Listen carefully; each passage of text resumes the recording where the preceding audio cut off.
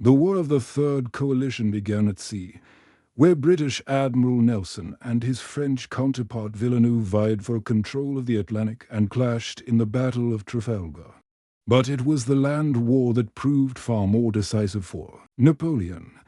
The fate of the war was sealed in what came to be known as the Battle of the Three Emperors, fought across the snow-covered plains of Austerlitz in 1800.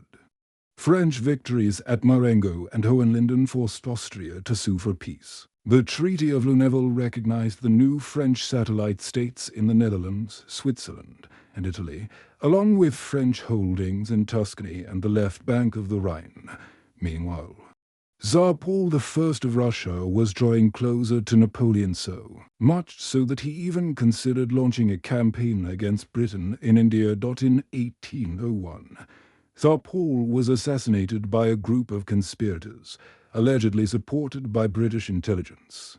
His successor, Tsar Alexander I, adopted a more conciliatory stance toward Britain, but chose not to rejoin the war. In 1802, France and Britain signed the Treaty of Amiens, temporarily ending the War of the Second Coalition.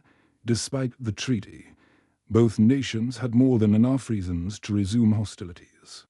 A year later, Britain declared war again. The early stages of the conflict, what would become known as the War of the Third Coalition, played out at sea. Napoleon needed naval supremacy to transport 200,000 soldiers across the English Channel, while Britain aimed to destroy both the French and newly allied Spanish fleets. Other European powers were reluctant to join the war until two key events changed everything. In March 1804, the Duke of Enghien, a Bourbon prince and descendant of the toppled French monarchy, was kidnapped by French dragoons in neutral Baden and executed for treason. His death shocked the royal courts of Europe. That same year, Napoleon crowned himself Emperor of the French, and by 1805 had also declared himself King of Italy, signaling that he now considered himself equal to the Austrian and Russian emperors. This move prompted Sweden, Naples, Austria, and Russia to ally with Britain and enter the war. Together, the Allies outnumbered Napoleon nearly 2-1. Their plan was ambitious. 90,000 Russian troops would be stationed near Prussia to pressure it into joining the coalition, while 50,000 Russian soldiers under Kutuzov would move into the Holy Roman Empire to assist 120,000 Austrians. At the same time, 40,000 Russian and Swedish troops were to land in northern Germany to threaten the Low Countries and northern France. 100,000 Austrians would invade Italy to expel the French, while Britain and Russia promised support for the Neapolitan armies in southern Italy. Napoleon knew that to win, he had to strike first and eliminate one of these threats quickly. The Allies expected Napoleon to focus on Italy as he had in past campaigns. He had about 300,000 troops near Boulogne, and he sent 70,000 under Marshal Massena to defend southern France. 30,000 troops remained in Boulogne, while the remaining 180,000 soldiers marched toward the Rhine. By September 25th, they had reached it, and were reinforced by 10,000 troops from Bavaria and Württemberg. Meanwhile, Austrian General Mack, with 70,000 men, was ordered to guard the road to Vienna along the river Inn and await Kutuzov's arrival. But Mack decided to relocate to Ulm to defend the Black Forest region, putting him 700 kilometers away from Kutuzov. Some historians believe a calendar mismatch between the Austrians using the Gregorian calendar and Russians using the Julian calendar led to a 12-day discrepancy, disrupting coordination and preventing Kutuzov from arriving on time. Napoleon realized that while Mack could be defeated easily, he might then retreat east to link up with Kutuzov or south into Italy. Instead, on September 26th, the French army crossed the Rhine. Two corps marched toward the Black Forest to distract Mack, while a third approached from the north, thanks to their lightning pace. By October 6th, the French had cut off Mac's supply lines from the east. Mac tried to break out on October 8th, but suffered defeat at Wertingen. The French used the time to maneuver behind Austrian lines. Two more breakout attempts failed, and by October 14th, the Austrians were surrounded at Ulm. A cavalry unit managed to escape briefly, but was captured. On October 20th, Mack surrendered. After confirming that Kutuzov was still far away, over 60,000 Austrian troops became prisoners, while the French lost only about 2,000 men. The Ulm campaign was one of Napoleon's greatest triumphs. He reportedly said, "If I cannot be in London within 15 days, I will be in Vienna by mid-November." By October 26th, the French regrouped and advanced east. Kutuzov, upon learning of Mack's defeat, retreated with 60,000 men to unite with the Second Russian Army under Buxhoevden. The Allies retreated slowly, fighting rearguard actions, but failed to defend Vienna. On November 12th, the French occupied Vienna, and Napoleon entered the capital on November 15th, exactly as he predicted.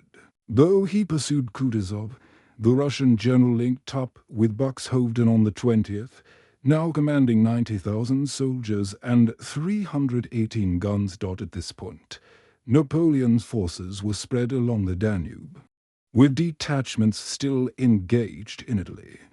He had only 53,000 men and 157 guns with him. His army was exhausted, so on November 23rd, he halted at Brunn, modern-day Brno, Czech Republic, and summoned 20,000 nearby troops to join him. At the same time, Napoleon feigned weakness to lure the Allies into attacking. He withdrew from the town of Austerlitz and the Pratzen Heights and initiated peace overtures with the Austrian Emperor Francis and Tsar Alexander. Alexander, believing Napoleon's army was weakened, pushed for an attack. General Kutuzov, the Allied commander, urged caution but was overruled by more aggressive voices. The Battle of Austerlitz began on December 2, 1805. Napoleon intentionally weakened his right flank as bait, while concealing reinforcements nearby.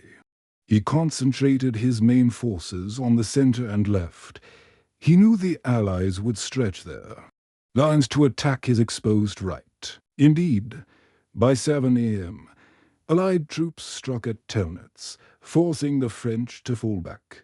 The second and third column joined the assault, pushing towards Konitz Castle. Fighting raged until reinforcements under Marshal Devout arrived and helped retake Telnitz. Despite numerical superiority, the Allies eventually pushed the French back again. Devout's remaining forces reinforced Konitz, which was vital to Napoleon's plan. Despite the pressure, the French held their ground.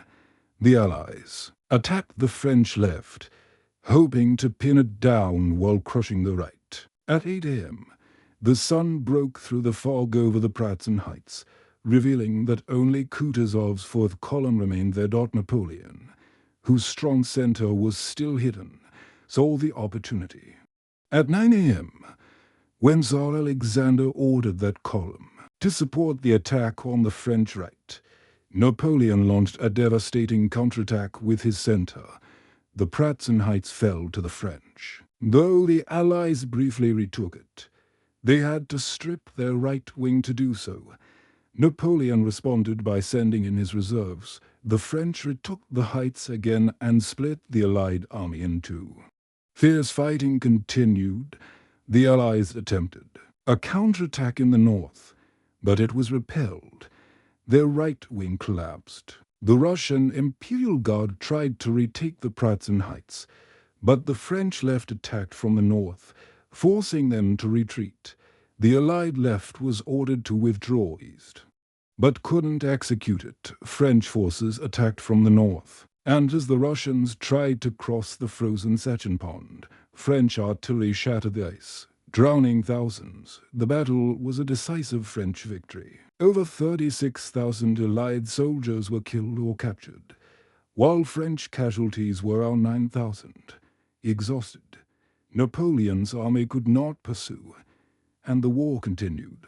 The War of the Third Coalition soon evolved into the War of the Fourth Coalition. Thank you for watching our documentary on the battles of Ulm and Austerlitz. In 2 weeks, we'll return with the twin battles of Jena and Austerlitz.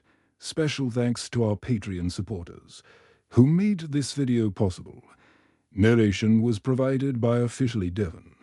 Visit his channel for a narrative Let's Plays. This is The World Stand Still. See you in the next one.